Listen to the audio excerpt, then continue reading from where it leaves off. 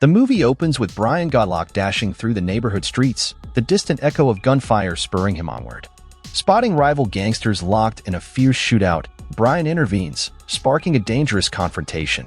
Despite his efforts, the situation escalates, and Brian finds himself fleeing for his life. Brian, however, finds himself on the wrong end of a bullet when one of the survivors shoots him in the back. The assailant, resembling someone who had lost a battle with a tattoo artist, ruthlessly aims for Brian's throat before abandoning him to die. Rushed to the hospital in a fight for his life, Brian clings on with his wife, Saya, fervently praying for his swift recovery. Against the odds, the doctor saves Brian's life, and as he slowly recuperates, Detective Vassal pays him a visit, leaving behind his card as a token of concern. Days later, Brian wakes up to find Saya by his side, her tears of relief reflecting his miraculous survival. Embracing therapy to regain his mobility, Brian faces a cruel twist. He's lost his voice to the attack. The agony of silence drives him to scream at his reflection, tears mingling with frustration. Saya's gift of an artificial voice box offers hope, but battling overwhelming frustration, Brian begins to withdraw.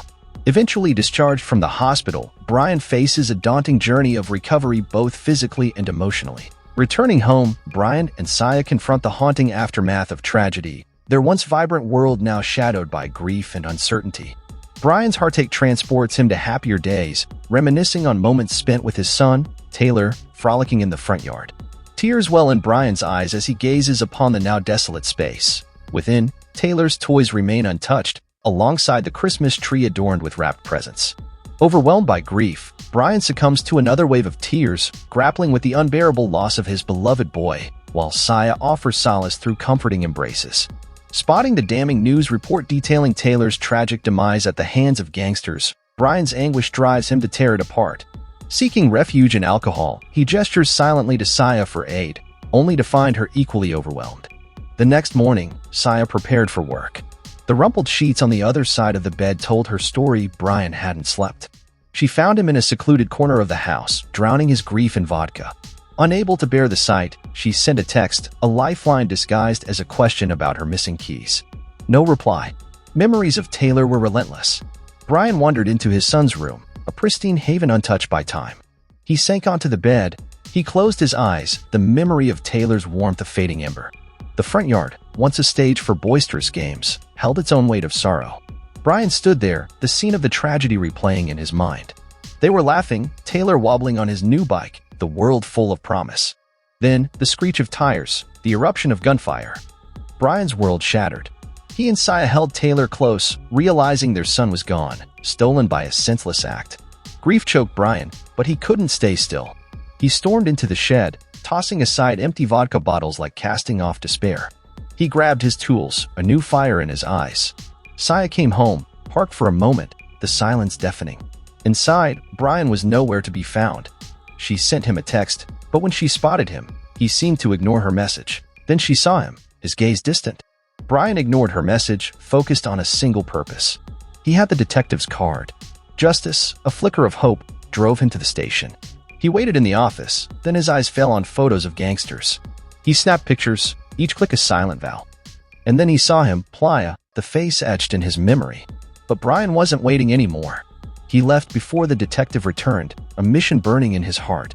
Back home, he pinned the gangster pictures on the wall, his own investigation taking shape. One final act, he marked December 24th, the day his world turned dark. Brian was a changed man, one fueled by love and a thirst for justice. Brian then started exercising and watched videos to learn how to use a knife. Despite growing distance from Saya, who was struggling with bills, Brian remained focused on revenge. Months later, he bought a used car, excited to get closer to his goal. Saya heard him working on his car at night, noticing his dedication. Brian also trained in firearms, although he struggled at first. Nevertheless, he stocked up on weapons and listened intently to police radios for any useful information. Brian knew he needed to see Saya. Even with revenge burning in him, he missed her. But when he got there, her bags were packed. She was moving in with her mom. The pain in her eyes mirrored his own, but it was too late. Alone again, Brian pummeled his punching bag, his fury a storm inside him. Then, he hopped in his car, the engine roaring as he practiced sharp turns and fast stops. It was October now. Brian had been secretly watching the gangsters hang out, snapping pictures of their dirty business. One day, he saw Playa, but Playa wasn't alone. Afterward, he spots a man driving away and quickly notes down the license plate number. Brian has transformed into a strong and agile powerhouse, mastering the art of driving with finesse. He's become skilled at hitting his targets swiftly and accurately, leaving the gangsters helpless. One day, Brian mistakes a little boy for Taylor and hugs him tightly, only to realize it's not his child. As he heads back to his car, he notices Playa, a gangster, distributing money to children nearby. Brian's anger rises, but he restrains himself due to the presence of innocent kids. Suddenly, he collides with a gangster who pushes him down, and their companion dumps ice cream on him, adding insult to injury. That night, on December 23rd, Brian gears up for action. He locates one of the gangsters' homes and breaks in silently. When the man investigates the noise, Brian swiftly incapacitates him. Soon enough, the gangster finds himself tied up on the roof of Brian's garage. Brian stormed in, his face hidden behind a welding mask. He quickly cut the gangster free, but this wasn't a friendly visit.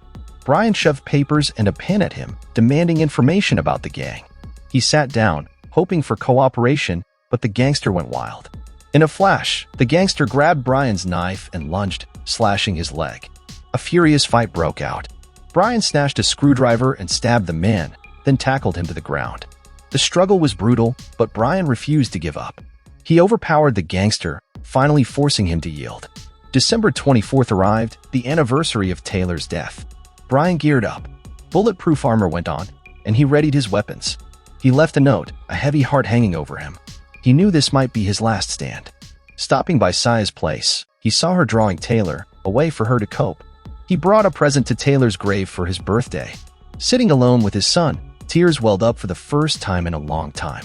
Brian opened the gift for Taylor, a silent promise echoing in the air. Later that night, Detective Vassal heard a commotion. Gun drawn, he burst into a room to find a bound and terrified gangster with a note. The cops swarmed in. Vassal read the note. It was from Brian. He said he'd finished the job the detective couldn't. Along with the note was a flash drive, a year's worth of evidence Brian had gathered, enough to bring down the entire gang.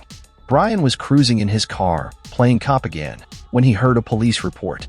Ever the eager beaver, he rolled up on a scene like a knight in slightly dented armor. Two gangsters were roughing up a couple, a perfect chance for Brian to play hero.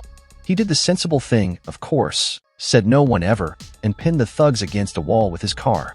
Then, because logic is Brian's kryptonite, he stabbed one dude and kidnapped the other in his own car.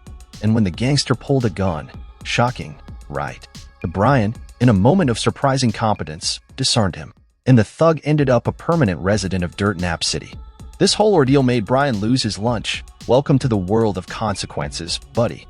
Next stop, Taunting Central.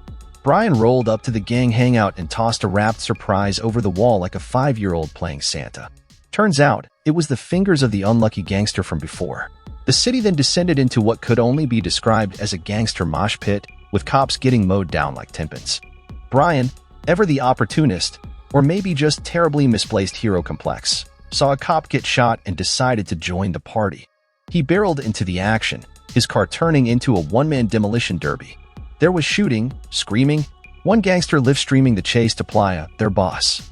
Bullets rained down, but Brian swerved like a pro, pushing his car to the limit. He slammed on the brakes, desperate to save the cop caught in the crossfire.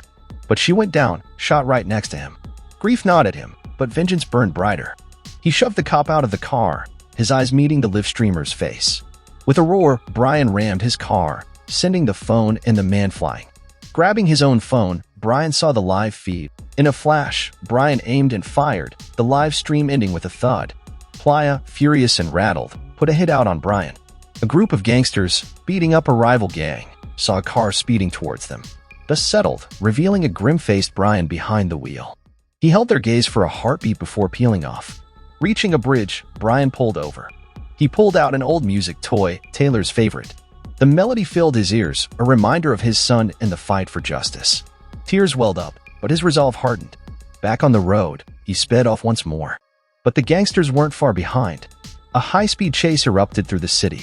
Suddenly, Brian slammed on the brakes, sending his pursuers careening past. He spun the car in a breathtaking maneuver, tires screeching.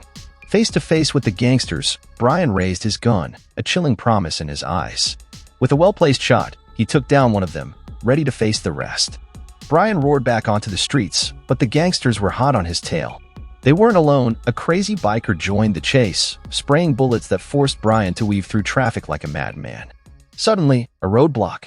2 trucks boxed him in, gangsters on both sides peppering his car with bullets. Brian wasn't done yet. He blasted one guy, then pulled a risky move, a pit maneuver. He yanked his wheel, clipping the front truck, sending both vehicles into a tangled mess of metal. The biker wasn't giving up. He kept firing at Brian's battered car, even reaching through the broken window. But Brian was faster. He grabbed his gun, causing the biker to lose control and crash. One down, more to go.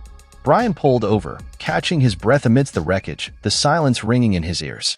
Meanwhile, Detective Vassal, having seen Brian's evidence, stormed towards the gang's hideout after learning about the attack. PLA, the boss, seeing his men getting wiped out in the streets, called everyone back to base. Brian, parked outside the building, listened to Taylor's music toy, a bittersweet reminder of his son and the fight he was in. Taking a deep breath, he checked his guns, a grim determination in his eyes. He'd seen PLA's message on his stolen phone, an all-hands-on-deck call back to headquarters. This was his chance.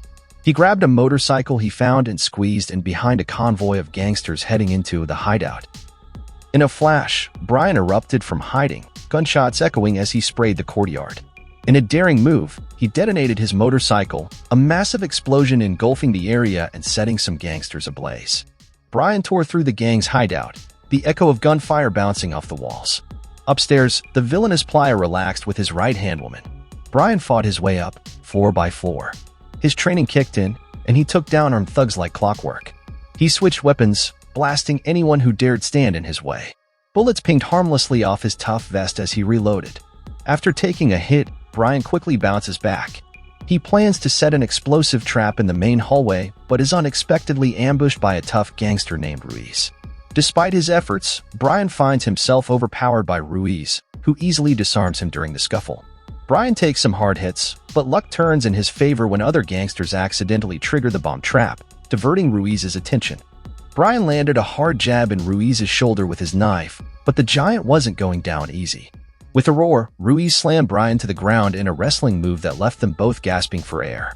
Meanwhile, Detective Vassal, following a trail of bodies, had finally entered the building. The scene was brutal. Brian and a hulking figure, presumably Ruiz, were locked in a desperate struggle. Both men lunged for their guns at the same time. But Brian was faster. He disarmed Ruiz with a lightning move and fired a single, deadly shot. The giant thug crumpled to the floor. Detective Vassal fought his way through the building, taking down anyone who stood in his way. Finally, he found Brian. They stared each other down, guns drawn, unsure if the other was friend or foe. But then, Vassal lowered his weapon, showing Brian he was there to help. Suddenly, a hail of bullets rained down on them. A beautiful but deadly woman named Pia opened fire. Brian and Vassal scrambled for cover. Bullets whizzed past, catching Brian and stinging Vassal's arm. Enraged, Brian crawled towards Pia. He held his gun to her head, demanding she drop hers. But seeing the coldness in her eyes, he hesitated. It was a mistake. Pia blasted Brian twice before turning and shooting Vassal. In a flash, Brian returned fire, ending her threat. Both wounded, Brian and Vassal faced Playa, the main villain. Bullets flew, riddling Brian's armor. He stumbled, and Playa lunged for the kill. But Vassal, with a perfect shot, saved Brian's life. In a desperate move, Brian tackled Playa. A brutal brawl erupted. Brian, fueled by his grief and need for justice, pummeled Playa. Finally, with a choked gasp, Playa went limp in Brian's grasp. Exhausted, Brian lay there, his vision blurred. He saw Taylor, his son, smiling, a happy memory flickering in the darkness. Vassal watched over him. Far away, Saya stood at Taylor's grave. Brian's gift lay beside it, a train circling the stone, a symbol of a life that never got to chug along. She held a note from Brian, a final goodbye filled with love and a promise to always be with her in her heart.